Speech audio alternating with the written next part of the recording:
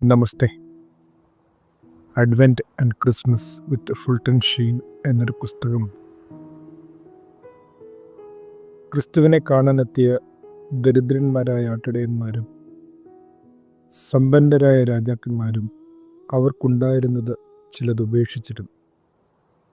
Bishop Sheen അതിങ്ങനെ പറയും: സമ്പന്നരായവർ അവർക്കുണ്ടായിരുന്ന ധനാസക്തി വെടിയുന്നു. തങ്ങളുടെ നിക്ഷേപങ്ങൾ കീറ്റുശീലയിൽ കിടന്ന ആ ശിശുവിന് സമർപ്പിക്കണം. ദരിദ്രന്മാരാകട്ടെ ഈ കാഴ്ച കണ്ട് അവരുടെ അസൂയ വെടിഞ്ഞു. കാരണം ധനികരുടെ കയ്യിലുള്ള സമ്പത്തിനേക്കാൾ വലുതായൊരു സമ്പത്തിൻ്റെ മുമ്പിലാണ് തങ്ങളും അവരും ഒരുപോലെ വന്നിരിക്കുന്നത് എന്നവരറിഞ്ഞു. ഇനിയും ത്യജിക്കാത്ത പലതും വിട്ടെറിയാതെ എങ്ങനെ നാം അവൻ്റെ പക്കലെത്തും, അല്ലേ?